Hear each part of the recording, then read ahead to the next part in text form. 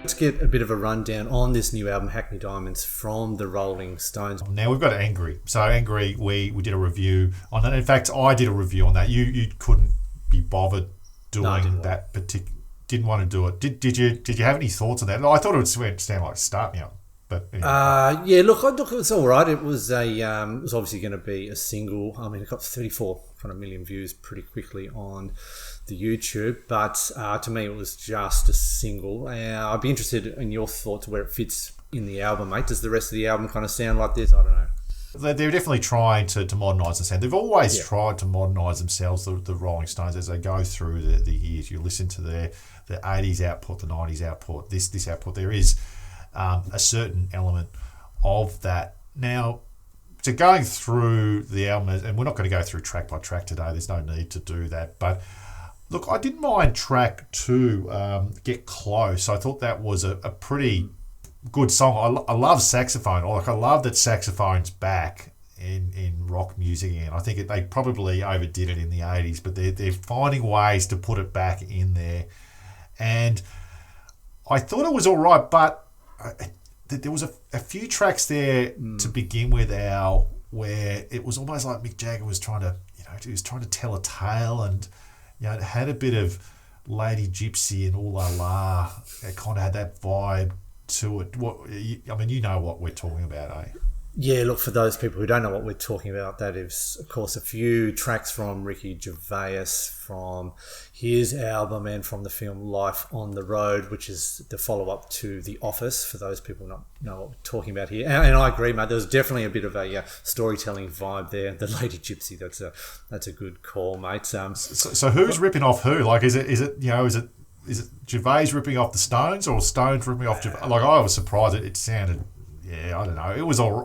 Look, the song, especially Get Close, it wasn't all about that section, but I thought, that sounds very, very familiar. I'm picturing like the next David Brent kind of film 10 years down the track, him with his little bottle of whiskey on his bed. Oh, Jagger, if it wasn't for Jagger. So it was all right. I thought there was that sort of section that was pretty good. Now, Paul McCartney, I mean, this is one of the headline things. So Paul McCartney is on the album for the first time on a Rolling Stones album. Ringo Starr, there was a rumour about him too, Al, that he was going to be on the album, but he was nowhere to be heard. But what did you think of Bite My Head Off? Did you have any sort of thoughts on that particular song?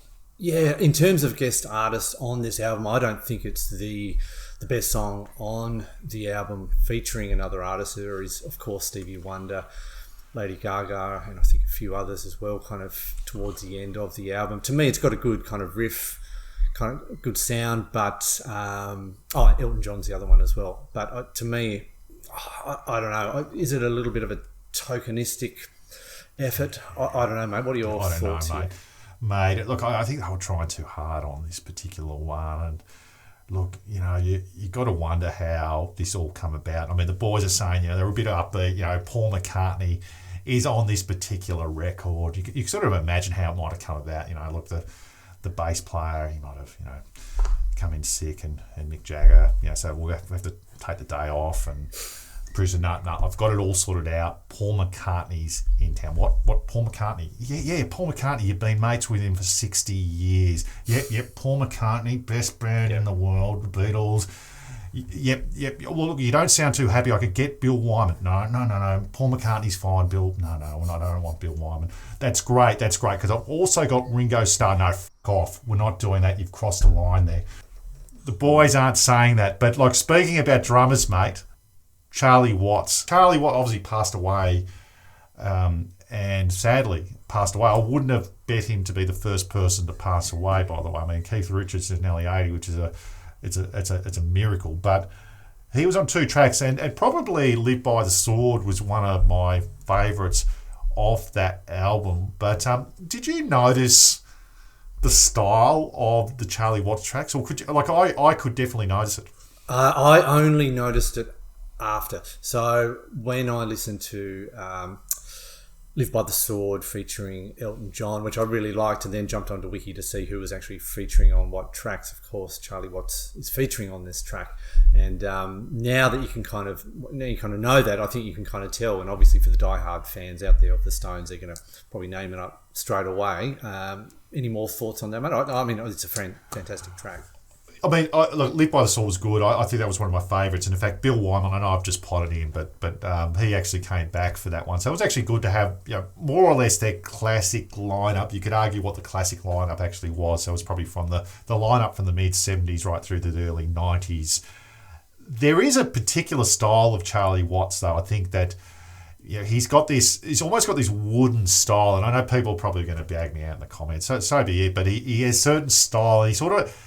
I don't know, he's sort of got this he does miss a beat, or feels like he misses a beat, or it feels like he's going to, the track's going to get out of time eventually because of the way he's drumming. But, so it definitely has that style, and you can sort of compare that to what the other bloke's doing, which is, just all over the place, and, professional drummer and everything like that. And, Charlie's good, but that's what makes the Stones, by the way. So that's not a clip on Charlie, but you can actually sort of, you can notice it, and it felt like a classic Rolling Stones song, "Live by the Sword," which was pretty good. Now, and just on the whole, if people do want to bag you out in the comments, please feel free. BJ loves a good tussle in the comments, so if you do have something to say directed at BJ, please go for it. Don't hold back. We love it here at Indie Miners. We love a bit of banter.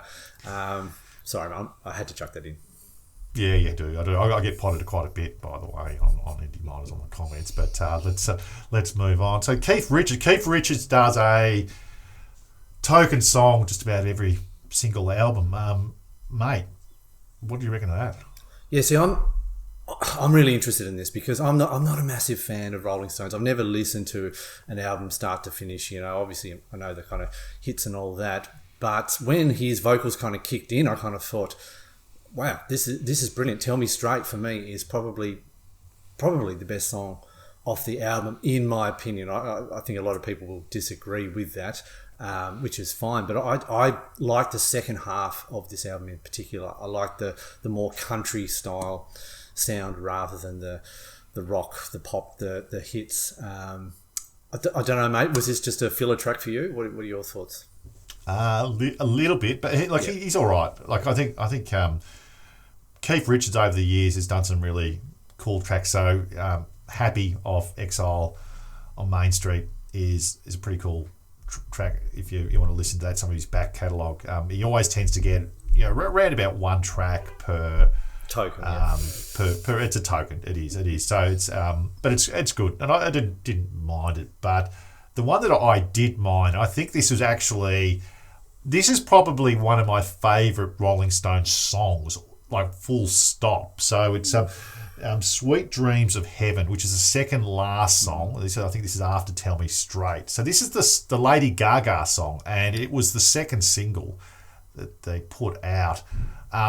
This one I thought was incredible, but I don't know. Am I overplaying this? Am I just giving this too much? And like people are saying, oh, this is their best song in 30 years. I reckon this is probably one of their best songs ever. It's maybe not on disc 1, but it's on disc 2. Yeah. I don't know. What do you think? Look, I think it's a blinder. Sorry, couldn't help it. Just a Stevie Wonder reference. Yeah, look, I thought it's absolutely fantastic, mate. Second last track off the album. Big Call saying it's one of the best songs by the Stones of all time. Again, please feel free to comment with your thoughts there, mate. But for me, as I said, the second half of the album is a real highlight, and this particular track finishes off the album, followed up by the last track, drum roll BJ, which is Rolling Stones Blues, which is this one has a lot of history assigned to it. So it's the song that the Rolling Stones actually named themselves after. So it's a Muddy Waters song. So it's a blues artist back in the day. So this was recorded in 1950 originally, and it's never been recorded by the Rolling Stones. So I thought this was just fascinating.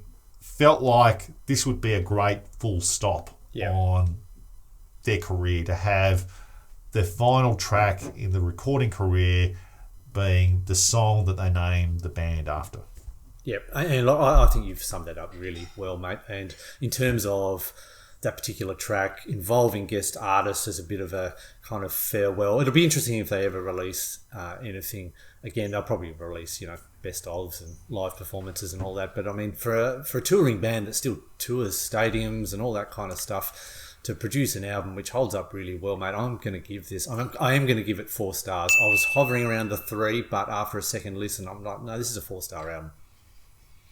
Yeah, I'm going to give this 3.5 stars. So I think it's, look, I don't think it's quite at that level. I think it's going to be probably in a lot of critics' best ofs for the year.